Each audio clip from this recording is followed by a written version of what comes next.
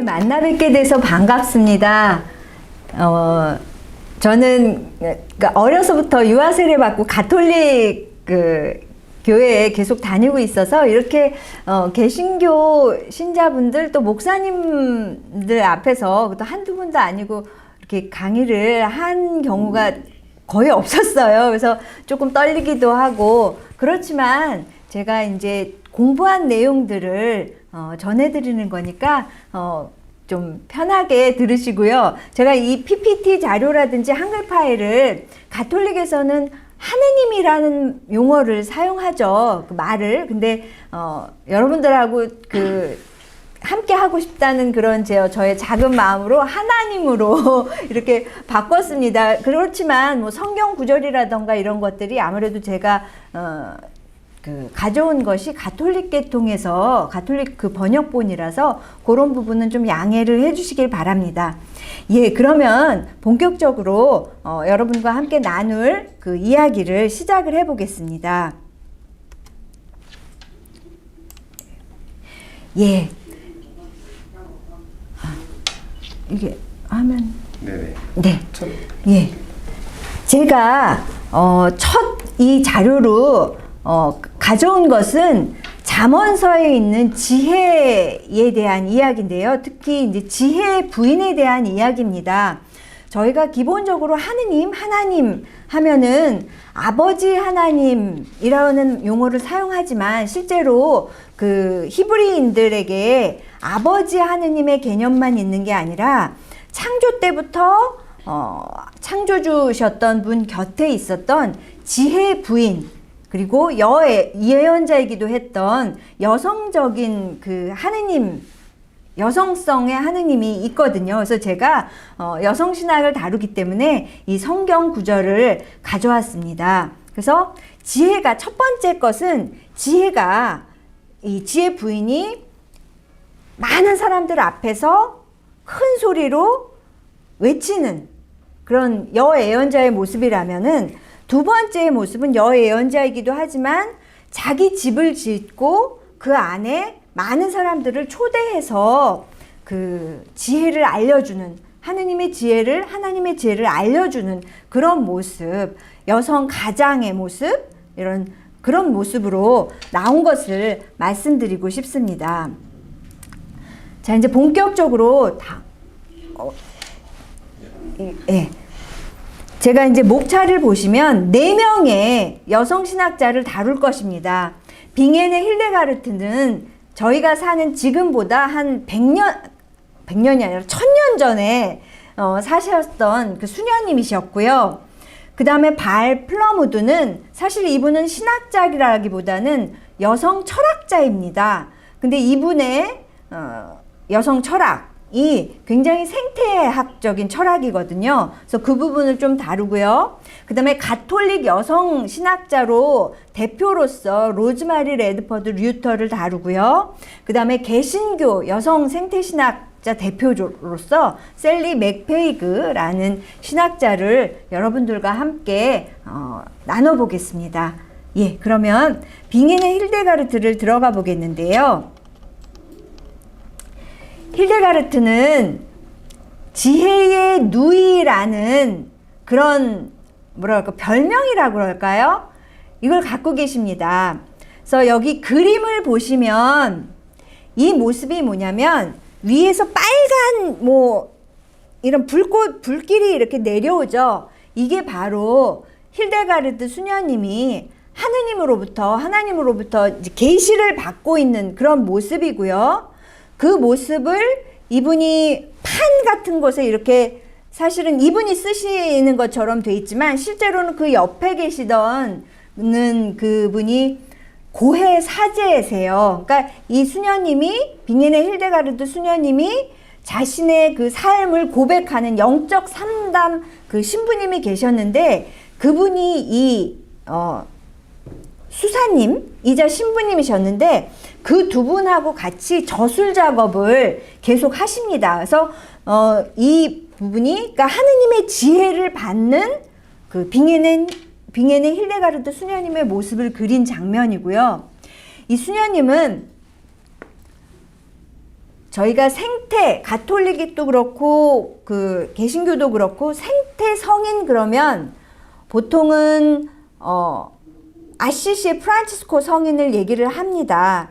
근데 아시시의 프란치스코 성인보다도 100년 일찍 태어나셨고요. 이분의 그 생태 영성 내지는 생태 사상이 훨씬 더 굉장히 잘 체계화되어 있다, 이런 생각을 하고 있습니다. 수녀님이기도 하셨고요. 이분이 뭐 음악을, 성음악, 성가곡 같은 것도 많이 지으셨고요. 책도 물론 많이 지으셨습니다. 그리고 과학자이기도 하셨고요. 나중에 그 80세 가까이 되셨을 때는 그 노구를 이끌고 타락한 교회들을 방문해서 예언자로서의 모습, 아까 처음에 보여드렸듯이 지혜가 여예언자의 모습을 가졌던 것처럼 각 그 성당을 돌아다니면서 타락한 교회에 이렇게 살면 안 된다고 가르쳐준 분이기도 했습니다. 그래서 이분의 영성을 창조 영성이라고도 하고요. 이제 좀 나아보면은 푸르름의 영성이라고 하는데, 그런 영성을 보여준 분입니다.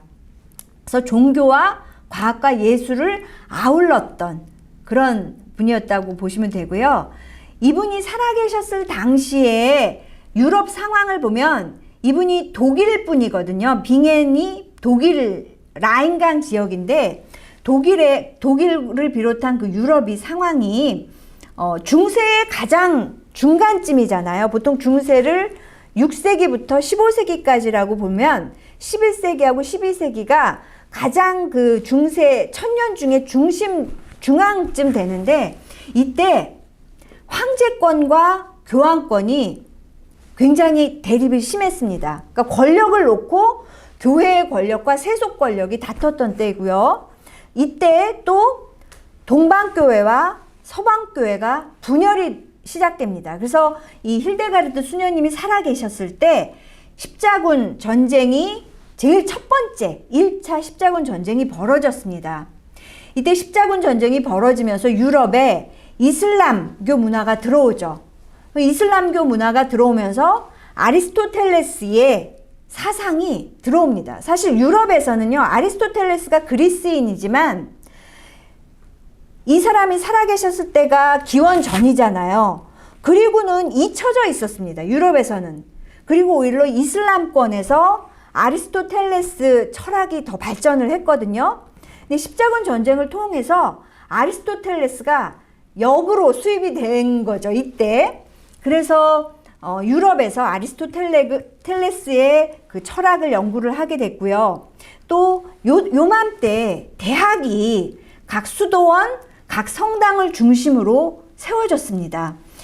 이때 대학은 당연히 여자는 입학할 수가 없었어요. 남자들만이 입학을 했고요. 또 어떤 남자들이 입학을 했냐면 사제 생활을 할 수 있는 사람, 그러니까 교회 지도자를 양성하는 곳이 대학이었죠. 그래서 가르친 것은 주로 신학과 철학이었습니다. 그리고 신학은 아우구스티누스 신학을 가르쳤고요. 이 요맘때 조금 지나서 이제 토마스 아퀴나스라는 그런 신학자가 이제 나오게 되는 거죠. 그러면서 이제 동서교회가 분열이 됐고 아리스토텔레스 철학이 들어오면서 신학과 철학 간의 그런 교류, 또 대학 안에서 뭐 법학이라든지 수사학이라든지 이런 학문적인 세계가 펼쳐지기 시작한 때였습니다. 이때 여기 이제 제가 잠깐 그림을 그렸고, 여기 혼자 이렇게 하늘을 보시는 듯한 분이 아우구스티누스 성인이시고요. 이제 힐데가르트를 좀 보시겠습니다. 이분이 독일 귀족 가문에서 태어나셨는데요. 10남매 중에 막내딸로 출산을 했습니다. 자, 그리고는 부모님한테서 자라지 않고 8살 때 이제 당시 혼자서 그 수도 생활을 하던 은수자 유타한테 봉헌이 됐는데요.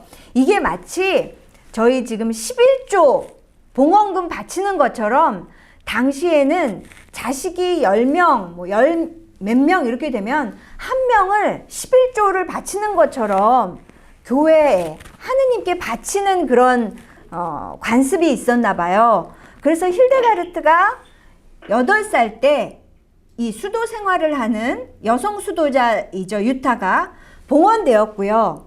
그래서 이제 이 은수자 밑에서 성장을 하다가 나중에 이제 베네딕토 수도회에 아예 입회를 합니다.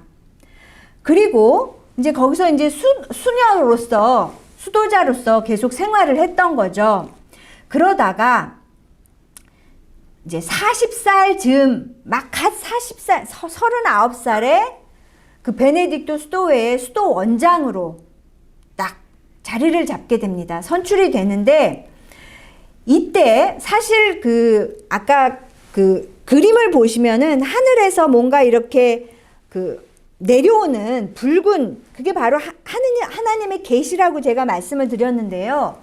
이 계시가 이분이 수도 생활을 하기 훨씬 이전에, 그러니까 책을 보면 사실은 8살 이전에 이미 뭔가를 하나님으로부터 계시를 받고 환시를, 그러니까 눈앞에서 하나님이 보여주신 거죠. 그런 걸 체험을 했는데 어렸을 땐 그걸 모르다가 수녀 원장이 되면서 이게 계속 온 거죠. 하나님의 계시가 계속 오면서 이것을 하나님이 써라, 기록해라 라는 그런 걸 받습니다.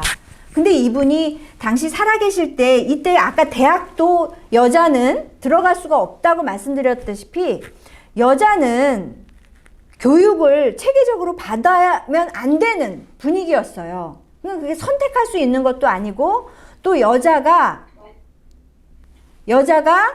글을 쓰면 안 됐습니다.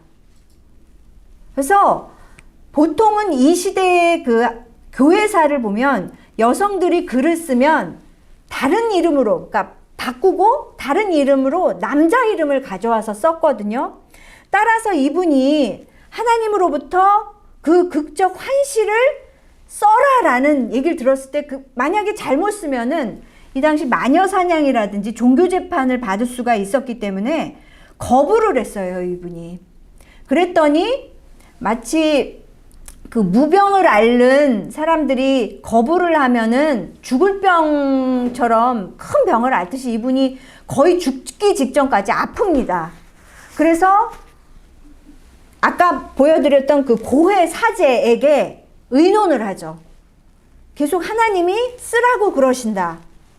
근데 내가 이걸 썼을 때 교회에서 공인받을 수가 없는데 어떻게 하느냐. 그래서 교황청으로부터, 그리고 당시 아주 그 영성가로서 유명했던 그런 그 남자 수도자에게 허락을 받고 난 후에야 작품 활동을 하기 시작합니다.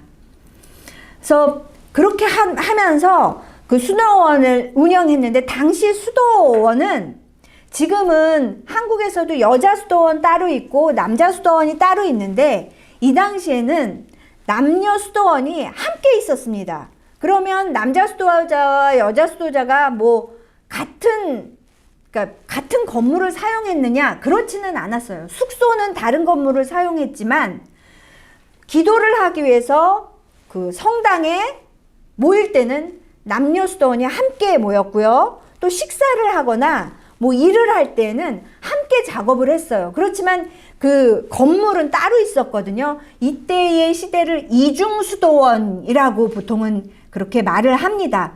그런데 이분이 수도 생활을 하고 작품을 하면서 수녀원들이 굉장히 많이 수녀원으로 후원금이 많이 들어왔어요. 근데 이 많은 후원금을 수녀원이 관리하는 게 아니라 모두 다 남자 수도원장에게 갖다 바쳤습니다. 그리고 수녀님들은 굉장히 힘들게, 굉장히 그 남자 수도원장과 남자 수도원의 그런 간섭을 많이 받았고요. 또 이게 건물은 다르지만 이게 가까이 있기 때문에 여자 수련자, 그러니까 수도자가 되기 위해서 수련하는 사람들이 성폭행이나 임신을 당하는 경우가 많았었어요. 그래서 결국은 여기 1150년하고 1165년 이게 뭐냐면 남자 수도원하고 함께 있던 것을 분리를 합니다. 이분이. 그래서 굉장히 많이 저항을 받아요. 그렇지만 1150년에 아예 여자 수도자들을 다 이끌고 먼 곳으로 와서 여자들만의 수도원을 세우게 됩니다. 사실 이게 어떻게 보면은 그 수도회사에서는 굉장히 중요한 사건이 됐던 거죠. 그래서 이렇게 사시다가 이분이 80즈음 해서 돌아가셨습니다. 네. 그래서 이제 본격적으로 힐데가르트의 작품을 보시면 여기 이제 그 빨간 그 그림이 있죠. 이게 바로 힐데가르트가 처음으로 만든 도덕극인데요. 이게 수녀님들이 노래를 하면서 그 성서에 맞게끔 뭐 시편이나 이런 거를 이 당시에는 모든 수녀님들이 글을 읽을 수가 없었고요. 성서도 한 수도회에 모든 개인들이 가질 수가 없어서 글 읽는 사람이 소수였습니다. 그리고 이분들이 계속 낭송을 해줬죠. 늘 낭송을 해주고 그 낭송한 것을 모든 그 안에 회원들이 다 외웠습니다. 외우고 이제 외우는데 그냥 책을 읽듯이 외우는 게 아니라 음률을 붙여서 노래를 만들듯이 했고요. 이것을 가지고 연극 같은 것을 안에서 그러니까 뭐 부활절이라든지 성탄절이라든지 뭐 이런 때 그런 성경 내용을 가지고 외운 내용을 음악극을 만들어서 자기들끼리 공연을 했거든요. 그리고 다른 수도의 뭐 회원들을 초대를 한다던가 그런 공연을 했는데, 그래서 이 오르도 비르투툼이 지금 여러분들이 가끔 보시는 그 오페라의 기원이라고 말할 수 있습니다. 그러니까 힐데가르트 이분이 굉장히 그 선구적이었던 분이죠. 그리고 이것 말고도 이제 뭐 식물학, 의학, 그다음에 보석들, 이 세상은 하느님이 만드신 작품이라고 생각했기 때문에 인간만이 중요하지 않고 식물, 동물, 또 무생물조차도, 바위조차도 하느님의 어떤 그 영이 들어있다 이렇게 봤기 때문에 이런 책들을 많이 집필을 했습니다. 자, 신학 저술을 보면은요, 그 다음 페이지로 넘겨주.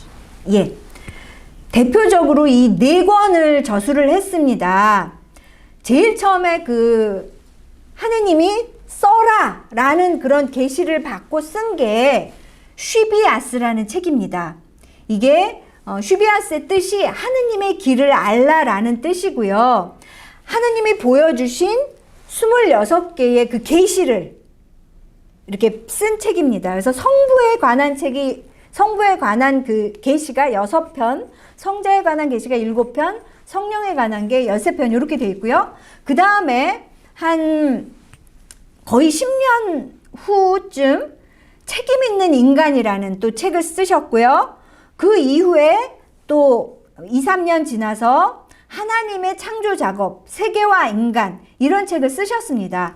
한국어로 번역된 거는 세계와 인간이라는 책이 몇 년 전에 번역이 됐어요. 그래서 제가 여러분들 받으셨는지 모르지만 한글 파일로 된 그 자료에는 세계와 인간이라는 책에 나온 그 내용들을 제가 그 글에 많이 좀 첨부를 했습니다.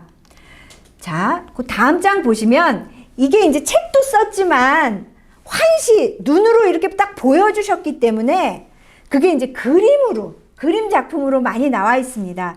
마치 이게 만다라처럼 불교의 만다라가 있잖아요. 이런 식으로 보여주셨는데 이 왼편에 있는 이 사진을 그 그림을 보시면 제일 위에 있는 분이 하느님, 성부 하느님이시고요. 그 밑에 빨간 사람이 또 있거든요. 이 지구를 마치 이렇게 끌어안고 있는 듯한 이분이 성자 예수님을 표현하고요.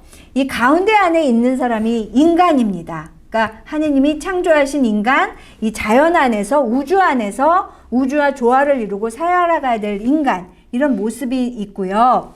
그 옆에 파란 바탕의 그림을 보시면 여왕의 모습이 있는데 이게 바로 지혜의 그러니까 지혜 부인, 지혜의 여예언자를 표현한 그런 그림입니다. 이제 다음 장으로 보시면 힐데가르트의 우주 영성을 보실 수 있는데, 비리디타스 영성이에요. 비리디타스가 푸르름의 영성인데요.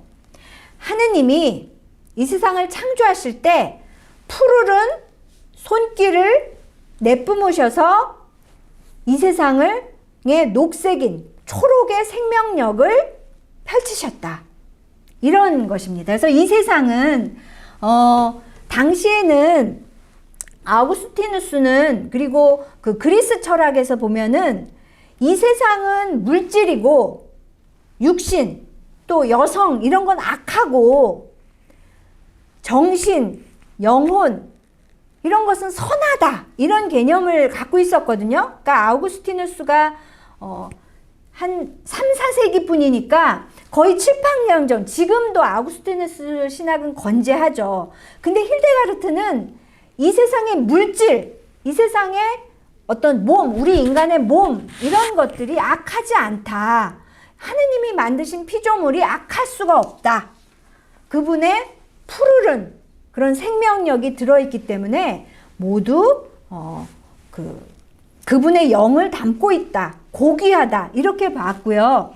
그래서 하느님의 초월성과 우리 인간 안에 있는 내재성, 하느님은 저 초월적인 분이시기도 하지만 이 세상과 우리 인간 안에 들어 계시는 분이기 때문에 이 초월과 내재를 통합을 했고요. 그래서 이 세상 모든 것을, 우주 자체를, 지구를 사랑하도록 그렇게 이끌어 줍니다. 그리고 인간인 소우주가 대우주와 깊이 연관이 되어 있다. 이렇게 봤어요. 그래서 이 땅의 대지 속에서 인간이 살고 자라는 것처럼 이 대지를 떠나서는 인간은 생존할 수 없다. 이런 개념이 있고요. 말씀드렸다시피 세상과 물질 몸을 긍정하는 그런 그 영성을 펼칩니다.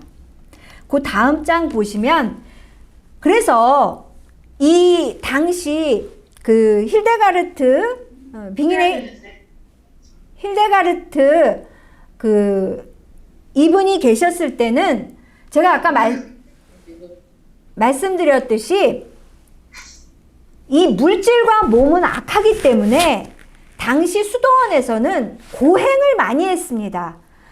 옛날 그 영화, 교회 영화를 보면 왜 채찍으로 자기 몸을 막 이렇게 편태라고 하거든요. 그런 걸 했어요. 그러니까 내가 원하는 물질적인 욕구, 배고프거나 뭐 성욕이라던가 뭐 잠을 자고 싶다거나 이런 것을 하면 안 된다고 해서 뭐 고행을 하거나 이렇게 몸을 때리거나 아니면 이렇게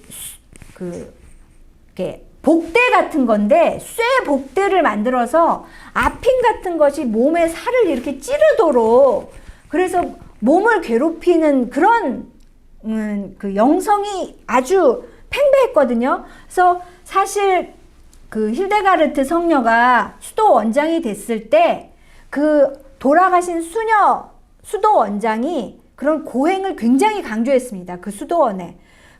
그래서 그리고 그 당시 모든 뭐 선배 수녀님들이라든가 그 수녀원의 분위기가 고행 분위기였는데 거기에 이분 혼자서 맞섰던 거죠. 그래서 그렇지 않다.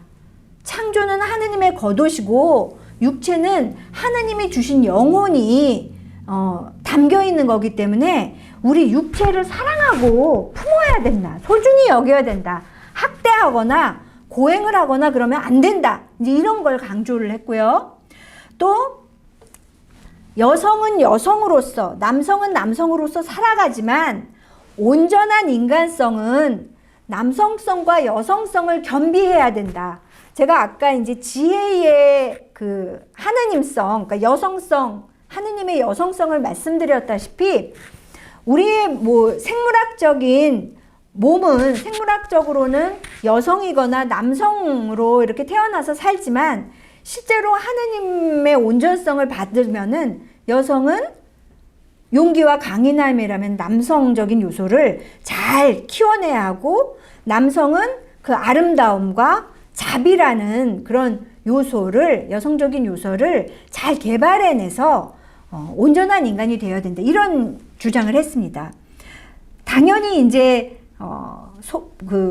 현명한 절제하고 분별을 해야 된다는 것은 너무나 상식적이고요. 그 다음에 또 제가 여기 네 작품 역시 모두 또 그 힐데가르트 성녀가 이 환시, 그러니까 받은 거죠. 하느님으로 받은 것을 이렇게 그렸습니다. 그래서 이런 제목으로 있고요. 특별히 사파이어 그리스도를 보시면 아랫단에 파란 테두리가 있잖아요. 이게 아까 푸르름의 영성, 비르디타스 영성을 받은 거예요. 그러니까 이 그리스도는 이 세상에 그 푸르름의 영성을 직접 육화해서 성육신으로 오셔서 보여준 분이다 라는 것을 이렇게 표현했다고 보시면 되고요. 자연학 저술들도, 그러니까 이분이 그 수녀님이라고 그래서 신학책만 저술한 게 아니라 자연을 굉장히 사랑했고요. 자연을 굉장히 연구를 해서 그리고 그 당시는 지금처럼 체계적인 병원이, 서양의학처럼 그런 병원이 없이 약초라던가 이런 것을 연구해서 그 책을 쓰셨습니다. 그래서 우리나라에 여러분들 그 힐데가르드 성인의 보석 치료라는 책이 또 있거든요. 거기서 보면은 자기 몸에 맞는, 자기 기질에 맞는 보석을 손에 지니고 있거나 뭐 주머니에 넣고 다니거나 이러면은 자기 기울어진 그런 몸의 그 균형을 잡을 수 있다, 이런 책이 있습니다. 그래서 뭐 보석 치료 이런 거는 있으니까 혹시 보시고 싶으신 분은 보셔도 되고요. 이제 힐데가르트 성녀 마무리를 하겠는데요. 이분이 지금 우리에게 전해주신 것은 당시 시대 상황으로 보면 여성은 물질과 더불어 악한 존재였습니다. 특히 여성의 몸은 남성을 유혹하는 그런 존재로 봤는데 그 여성도 한 사람의 인간으로서 하느님이 그 소중히 여기시는 피조물이라는 것, 그걸 알려주셨고요. 그 다음에 이분이 예술과 과학과 종교를 통합시켰습니다. 사실 지금 우리 현대에도 과학과 종교가 갈등을 빚고 있다 이렇게 생각하는 분이 있는데, 이분은 이 예술과 과학과 종교를 함께 아울러서 보는, 이 모든 게 하느님의 그 푸르름의 영성 속에서 나왔다라고 봤고요. 아까 소우주와 대우주가 만난다, 이거 말씀드렸고요. 그래서 이런 것을 당시 그 대학은 남성 그 교회 지도자를 위해서였다면, 이분이 이제 노래를 하거나 성가를 들려주거나 이러면서 그런 공연을 통해서 대중교육, 글을 몰라도 어떻게 대중 속에서 그 신앙심과 하느님의 그 창조 영성을 전할 수 있는가를 알려주셨습니다. 뭐 이 기도는 그냥 한번 보시고요. 그 다음에 제가 두 번째로 여러분들하고 나누고 싶은 그 학자는 발 플러무드라는 분입니다. 이분은 호주 분이고요.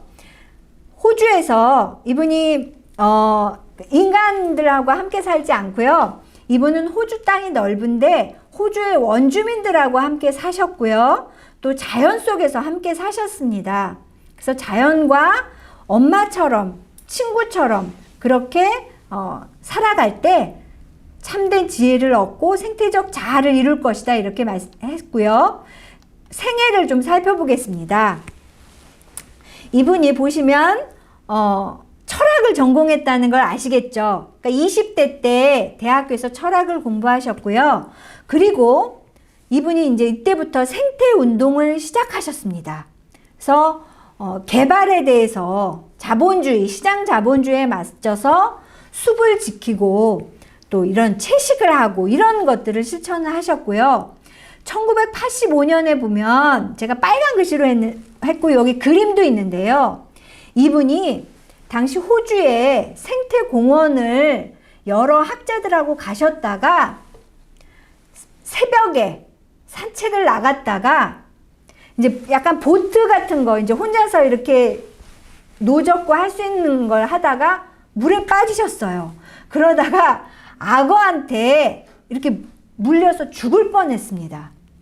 그래서 이미 20대 때부터 생태에 대해서, 그러니까 자연에 대해서 관심을 깊이 가지고 있었지만 이때 악어한테 먹힐 뻔한 체험을 해서 거의 구사일생으로 살았고요. 몇 차례 수술을 했어요. 그러니까 허벅지 살하고 뼈가 다 문드러질 정도로 그렇게 물려서 진짜 죽을 뻔했는데, 그래서 이분이 글을, 소논문을 쓰셨습니다. 그래서 그 다음 장 보시면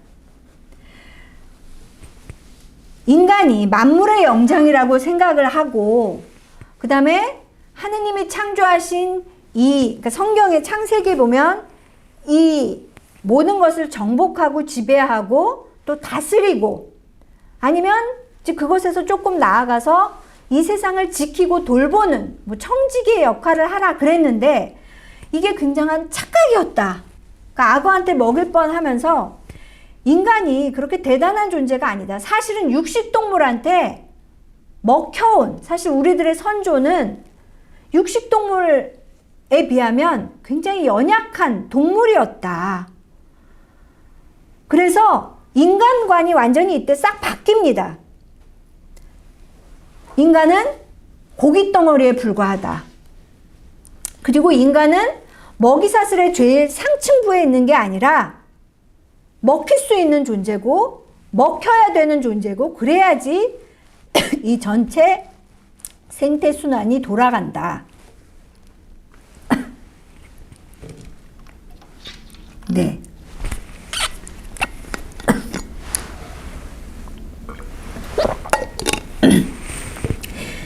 그런 것을 이제 체험을 하셨고요.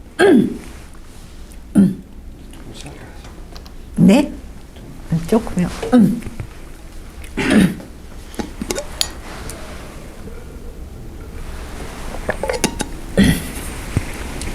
이분이 그래서 대학에서 강의도 하셨지만 인류학자시거든요. 생태 인류학자라고 말할 수 있는데, 호주에 원주민들이 많이 있죠. 그래서 원주민들하고 함께 생활을 하셨습니다. 그리고 그렇게 원주민들하고 함께 살면서 그 인간 중심적인, 특히 그 영혼, 정신 중심적인 그 서구 철학의 이원론을 비판을 한 거죠. 이 서구 철학이라고, 이원론이라면 아까 말씀드렸다시피 그 아우구스티누스의 그 이원론하고도 아주 깊이 연관이 된다는 걸 아실 거예요. 그리고 제가 이제 이 원주민 중에서도 여성 원주민을 여기 사진에 올려드렸는데, 원주민들도 이 여성들이 살림을 보통 맡잖아요. 그리고 우리 선조들도, 여성들은 처음에 그 농사나 그 유목 생활을 하기 이전에 채집 생활을 했죠. 그랬을 때 이 보통 여자들이 채집을 많이 하고 남자들은 보통 사냥을 했다, 이런 식으로 돼 있는데, 어쨌든 이 여성들이 채집을 하면서 자기가 사는 지역과 그 근처의 모든 생태 현실을 파악을 하고 있다는 거죠.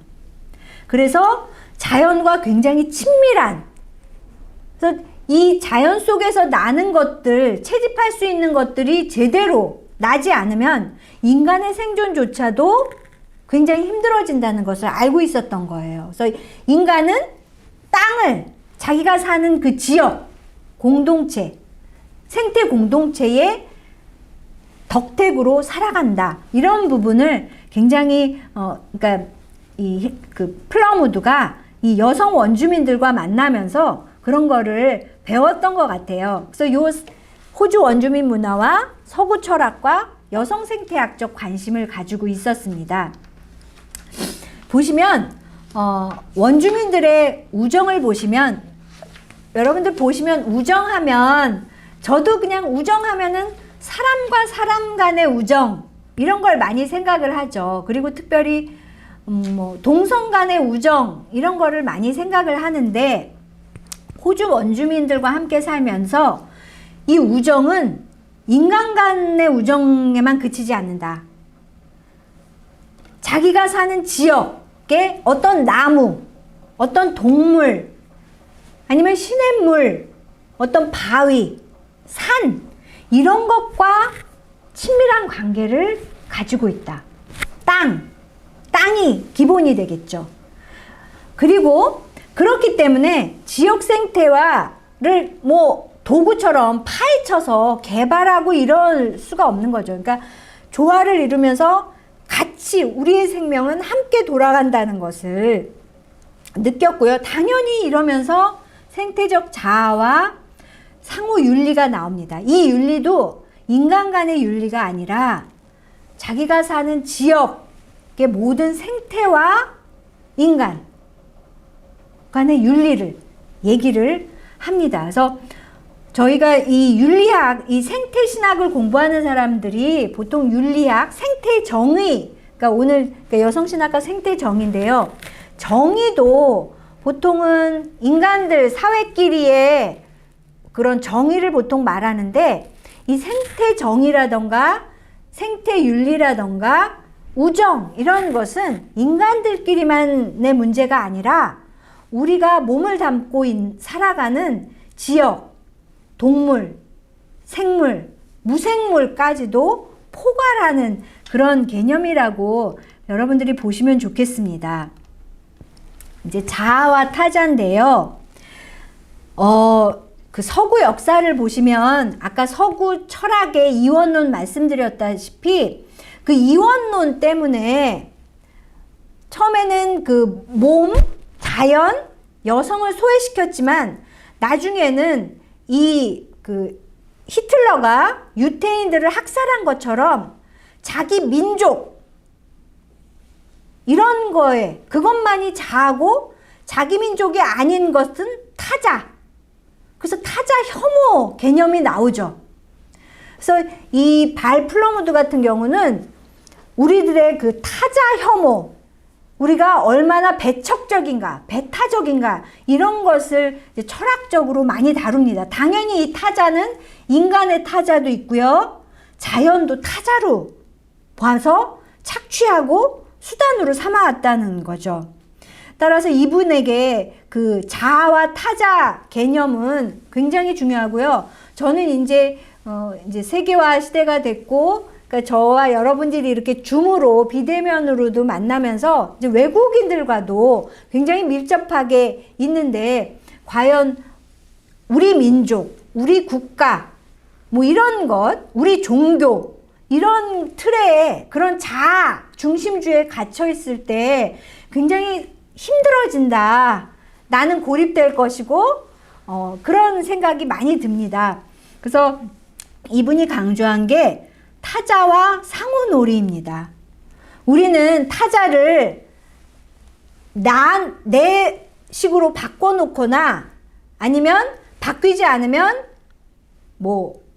배척하거나 이런 게 아니라 다름을, 서로 차이를 바라보고 그 차이가 잘못된 것이 아니라 서로 공감하고 배워나가면서 공명하는 그런 것이 굉장히 필요하고, 이게 바로 생태적 자아를 이루는 길이고 이게 바로 생태 정의의 길이다, 이렇게 말씀드리고 싶습니다. 자, 그것에 대해서 이제 생태학자들끼리도요, 아른네스가 아실 거예요. 이 심층 생태학을 말한 분인데, 이분은 모든 존재론적 일치를 강조합니다. 일치가 교회에서도 하느님 앞에서, 하나님 안에서 일치한다는 말, 일치라는 말 굉장히 좋아하죠. 하나됨 좋아하는데, 일치가 잘못하면은 획일화로 갈 수가 있습니다. 획일화로 갈 수 있고요, 전체주의로 갈 수 있습니다. 반면에 이제 플러무드는 제가 말씀드린 대로 나와 타자는 완전히 분리되진 않았다. 그렇지만 우리는 분명히 개성을 가진 고유한 존재다. 따라서 너무 일치하려고, 일치되지 않는 걸 일치하려고 억지로 그럴 필요가 없다. 우리는 차이를, 다름을 다른 것으로 인정하고 그 안에서 서로 교류를 하면 되는 거다. 우정을 맺으면 되는 거다. 이런 식으로 얘기를 합니다. 그래서 아르네스하고 아르네스의 심층 생태학하고 플러무드의 이 차이를 존중하는 거하고 비교하는 글들이 제법 이 생태학 쪽에서는, 생태 철학에서는 있습니다. 자, 그리고 이 생태적 자아는 제가 이 강의를 시작하면서 제일 먼저 말씀드렸던 그 잠언서의 지혜 부인하고 아주 깊이 연관이 되어 있다는 거 말씀드리겠습니다. 자, 그래서 이제 이 부분은 한국에서 있었던 그 생태 운동, 그리고 그 생태 활동, 직접 그런 모습입니다. 지율수님 계시고요. 여기 뭐 수녀님들이 춤추시는 모습은 이제 생태, 그런 뭐 새만금이라던가 이런 데에서 있었던 거, 뭐 강정이라던가 이런 데 있었던 모습이고요.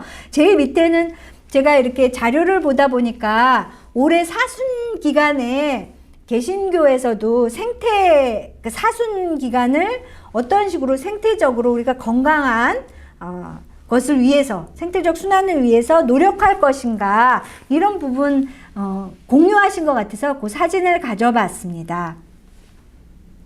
자, 이제 가톨릭의 여성 생태 신학자 대표자로서 류터라는 신학자, 미국인이거든요. 이분에 대해서 다뤄보겠습니다. 이분은 그러니까 특별히 보시면 가부장적인 사회, 이런 것을 좀 그 문화, 이런 것을 좀 깊이 다뤘고요. 그 다음 페이지를 보시면 여기 이제 이분의 양력이 있는데요. 아버지 쪽은 감리교 쪽이고요. 어머니 쪽이 이제 가톨릭 쪽이세요. 그리고 이제 어머니 쪽을 따르셨던 것 같아요. 그리고 박사 논문으로 고전시대, 그러니까 제가 아까 힐데가르트는 중세시대에, 중세 가장 뭐라 그럴까요? 중세 중반기에 계셨던 분이라면 그 이전 시대, 고대 문명을 다룬 그쪽에, 고대 문명 속의 가부장성, 이런 것을 다뤘던 분이고요. 결혼을 하셨습니다. 결혼을 하셨고요. 많은 저술들을 남기신 분입니다. 특별히 유명한 책이 이 가이아와 하느님, 요 책이 아주 유명합니다. 아시다시피 가이아는 땅을 가리킵니다. 지금 그 과학과 관심이 있으신 분은 아시다시피 이 땅과 이 지구라는 이 땅에서 벌어지고 있는 모든 생명 현상을 보통 가이아라는 용어를 사용하는데, 실제로 고대 문명을 보시면 가이아는 대지의 여신, 그것도 여신 중에서도 대여신입니다. 그래서 그리스 신화의 제우스 신이죠. 그리스 신화 하면은 최고의 신이 제우스 남신이잖아요. 근데 제우스 신의 할머니가 바로 가이아 여신이었거든요. 그러니까 제우스가를 키워준 분이 바로 이 가이아 여신입니다. 그래서 하나님, 우리 그리스도교에서 믿는 하나님이 남성적인 아버지 하나님이라면, 가이아는 그 그리스도교 이전의 고대 문명 속에서 쭉 있어 왔던 대지의 모신, 어머니 신을 상징하는 거고요. 이 책을 통해서 신은 여성성과 남성성을 같이 가지고 계신다, 이런 걸 다뤘습니다. 그래서 이 가이아 여신의 그 책을 좀 보시면 고전에, 그러니까 고대 문명의 창조 이야기를 세 개를 얘기를 합니다. 그래서 바빌로니아의 그 창조 이야기와 우리 히브리, 그러니까 유대 성서, 우리 그 그리스도 구약 성서의 창세기에 나오는 창조 이야기, 또 철학자 플라톤이 말한 그 창조 이야기, 이런 것을 언급을 하면서 이 세 개의 모든 창조 신화가 다음 페이지를 보시면 다 가부장적인 아버지 신을, 그러니까 여신을 추방하고 남성신만을 올린 그런 역사를 갖고 있다. 이렇게 얘기합니다. 특별히 이제 저희 그리스도교의 구약성서 창조신화를 보면 하느님, 아버지 하느님이 진흙으로 인간을 만드시거나 아니면 말씀으로 창조를 하시죠. 근데 실제로 우리 그 지구의 모든 생명체를 보면 생명은 남성에게서 나오지 않습니다. 여성, 암컷에게서 나오죠. 그래서 이 히브리 창조실화를 보면은 여성, 신, 그러니까 여신과 어머니, 출산하는 어머니를 추방하죠. 추방해버립니다. 그리고 또 보면 여성을, 이브, 하와를 하느님이, 그러니까 두 개의 버전이잖아요. 창조신화가. 그냥 인간들을 창조했다. 그때는 인간들을 창조했으면 여자, 남자 함께 창조했다는 게 있고, 또 진흙으로 빚은 것에서는 남자만 창조했고, 나중에 갈빗대를 떼서 여성을 창조했다. 이 말은 가족 안에서, 교회 안에서, 인간 사회 안에서 여성과 어머니의 권리를 삭제해버린 그런 것이다 라고 류터가 지적을 합니다. 그러니까 하느님이 창조할 때부터 이미 여성은 부정하고 여성은 그러니까 추방한 그런 이야기가 우리의 그 이데올로기적으로 들어있다라고 류터가 말을 합니다. 그리고 이 가야와 하느님 책에는 세계가 파괴됐다. 세계의 파괴 이야기가 나오죠. 그래서 이 노아의 방주 이야기가 있고요. 그 다음에 에덴 동산에서 쫓겨난 아담과 하와가 굉장히 고통 속에서 힘들게 노동을 하면서 살아야 하는 그런 이야기가 이제 나옵니다. 비, 홍수 이런 것, 그 다음에 지옥과 불, 묵시, 종말론이 나오면서 이런 인간은 지금 그렇게 야훼 하느님을 따르지 않으면 지옥에 떨어질 것이고 영원한 그 지옥불에서 계속 살아야 된다. 이런 세계 파괴적인 그런 이야기가 나옵니다. 자, 그리고 그 성경 속에 있는 파괴 이야기가 사실은 지금 우리에게도 연장되어 있다. 제가 여기 사진으로는 새로 사진을 보시면 이 관이 있죠. 이 관이 뭐냐면 코로나로 인해서 저 남미 쪽에서는 그래도 우리나라는 코로나 이 의료 체계가 잘 관리가 돼서 괜찮지만 이 그 남미 쪽에서 미국도 그렇고 사람들이 그냥 죽어 있으면 이런 관에다가 담아서 장례를 치르는 것도 이게 초기에 또 돈을 많이 가진 상류층이나 이런 식으로 하지 그냥 길거리에 시신들이 넓어져 있다고 그러죠. 이런 세계 파괴적인 현상이 있고요. 생태 파괴와 연관이 되죠. 당연히. 그리고 그 밑에 거는 여러분들 다 아시다시피 미얀마의 상황입니다. 그래서 우리 안에, 그러니까 성경에도 나오지만 우리가 살아가는 세계 속에 계속 파괴적인 모습이 계속 나와 있다. 이런 것을 보여주고 있습니다. 사실 이 사진은 가야와 하느님 책에 나오지 않는데 이제 제가 지금 우리가 모두 겪고 있는 거라서 이 사진을 가져왔고요. 여기에 보시면 생태계는 다양성과 상호오존의 균형을 사실은 필요로 하고 갖고 있죠. 그렇지만 우리 인간은 약탈자로 살아가고 있다. 서로 인간끼리도 적대하고 있다. 이런 게 나오고요. 그러면서 이 기독교 금욕주의가 제가 아까 아우구스티누스도 말씀드렸고 힐데가르트 그 수녀님이 성녀가 계실 때도 금욕주의가 굉장히 있었다고 그랬죠. 이게 이제 물질과 몸을 악하고 착취하는 거였죠. 그래서 자연도 당연히 이렇게 착취했던 것입니다. 근데 이제 자본주의가 들어오면서 자연을, 몸을, 인간을, 약한 인간이죠.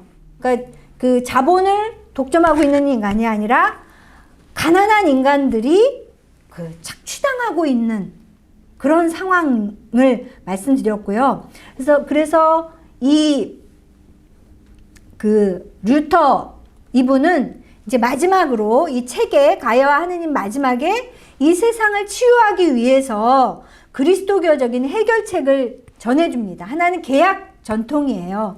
그러니까 하나님이 우리를 창조하시고 이 세상을 창조하신 다음에 그렇지만 인간이 원죄를 짓고 아담과 하와가 쫓겨났지만 다시 계약을 맺어주셨다.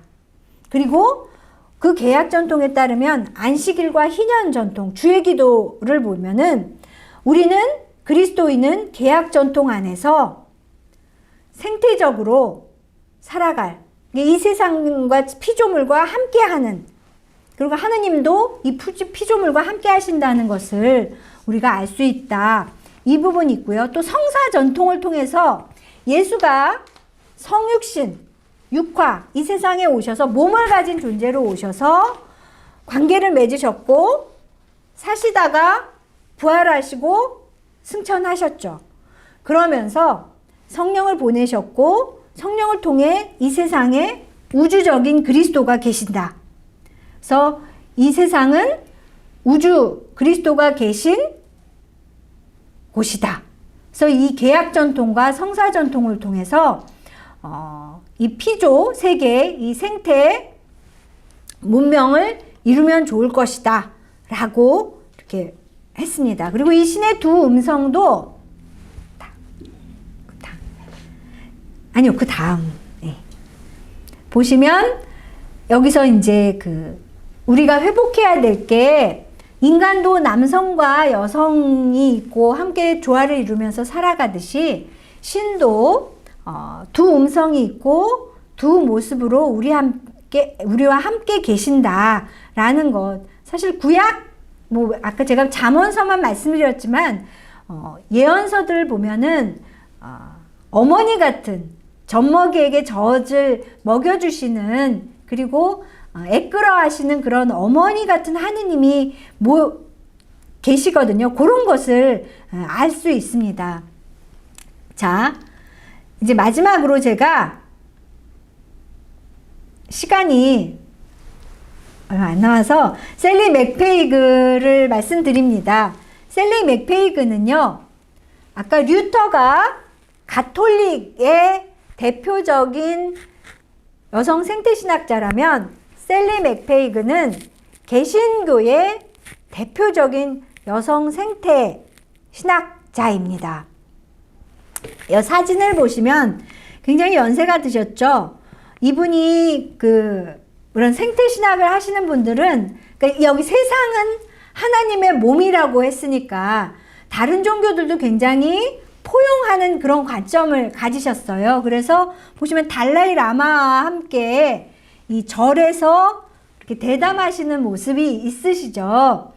이 사진입니다. 그래서 제가 최근에 이런 모습이 있네. 그전에는 얼굴만 딱 가져왔는데 이 모습이 굉장히 좋아서 이 사진을 가져와 봤습니다. 이 셀리 맥페이그는요, 생태 경제신학을 말합니다. 그래서 특히 이제 자본주의와 이런 것을 비판하는데요. 그래서 여기 파란 글씨 보시면 공의롭고, 공정하게 정의롭고 지속 가능한 지구적 삶인데, 이게 경제적으로 지속 가능한 삶을 신학적으로 말한 점에서 굉장히 재미있게 제가 이분의 책을 보고 있습니다. 이분은 성공회, 개신교 쪽에서 성공회 계시고요. 오랫동안 미국에서 교직 생활을 해오셨습니다. 그 다음 보시면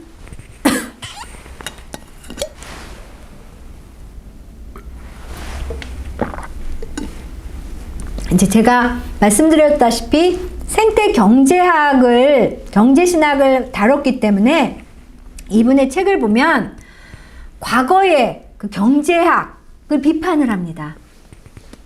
과거의 신고전주의 경제학은 자연은 도구예요. 인간이 편리한 삶, 풍요로운 삶을 살기 위한 도구였다면 인간은 또 그러면 뭐냐? 소수 자본가 말고는 노동 기계입니다. 노예와 같아요. 돈을 벌어야만 되는 거죠. 그래서 그 고전주의 경제학을 보면 초기에는 자본주의가 인간은 생산자로서의 역할. 그래서 마르크스 같은 경우는 노동자, 프롤레타리아가 이제 노동자로서의 생산하는 그런 기계와 같은 그런 존재였다면 지금 우리가 살고 있는 이 자본주의, 신자유주의는 그러니까 인간은 소비자죠. 소비를 잘해야 되는 그런 게 굉장히 중요하잖아요. 그러니까 자본주의에서도 생산으로서 자로서가 방점이 찍히냐 아니면 소비자로서의 인간의 방점이 찍힌가 이게 다르고요.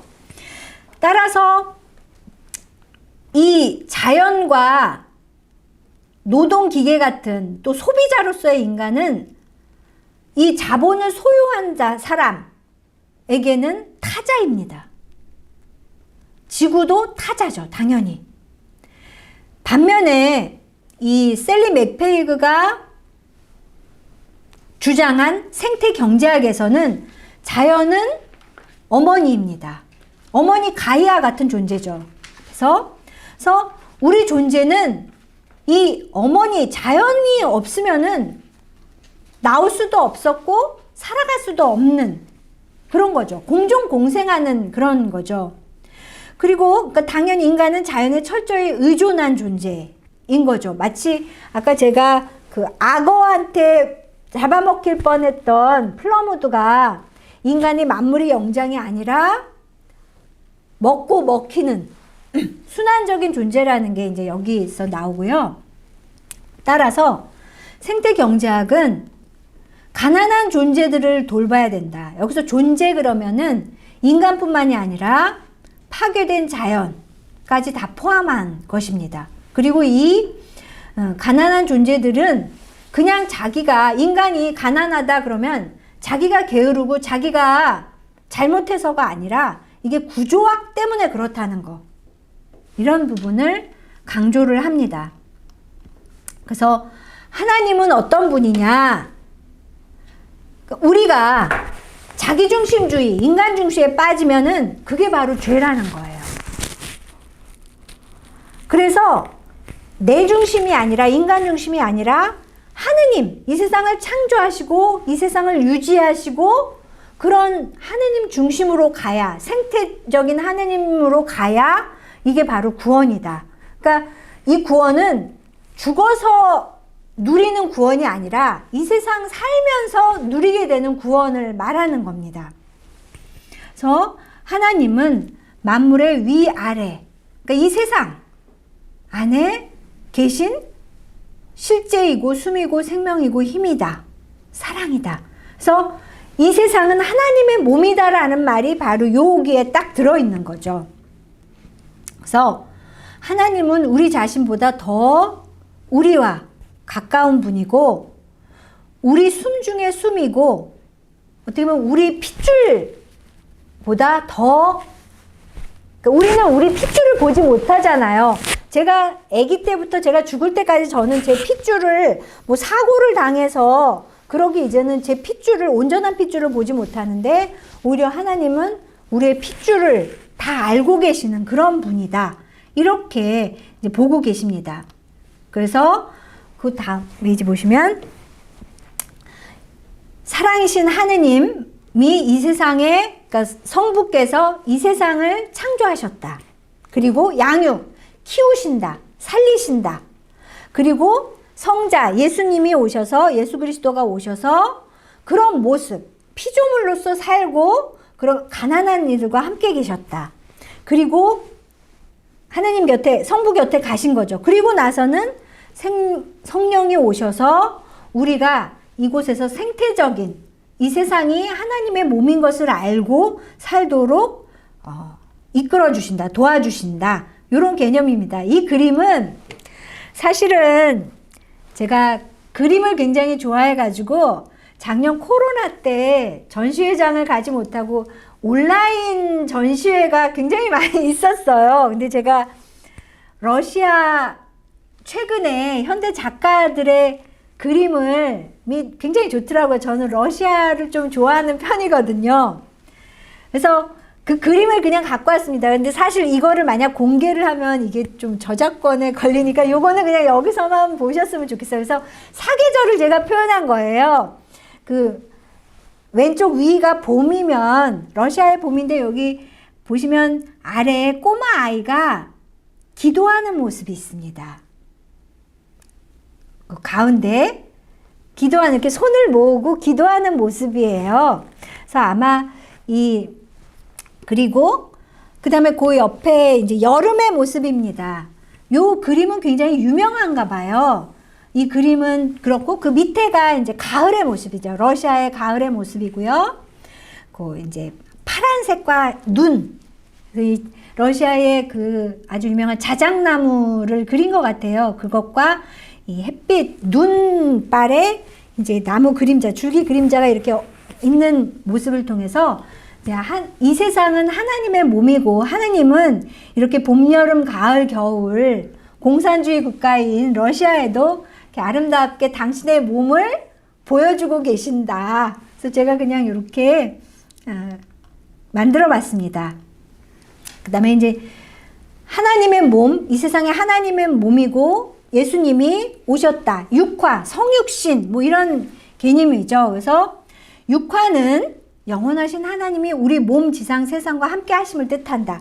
이 말은 이제 쭉 제가 힐데가르트부터 4명의 여성 신학자를 관통하는 몸은, 이 세상은, 자연은 착취하고 인간을 위한 자본을 독점한 사람들을 위해서 소비해야 될 것이 아니다. 도구가 아니다. 우리 몸은 소중하다. 이 개념이 있고요. 그리고 제일 마지막 줄에 보시면 이 세상이 마치 지금 과학자들이 화성을도 탐사하고 점점 이 우주로 나가고 있습니다. 그렇지만 이 우주도 언젠가는 고정불변하는 절대 그 물질이 아니죠. 그래서 우주를 포함해서 이 세상은 하나이고 그것은 하느님이 사랑하는 세계다 라는 것을 거의 결론으로 말씀드립니다.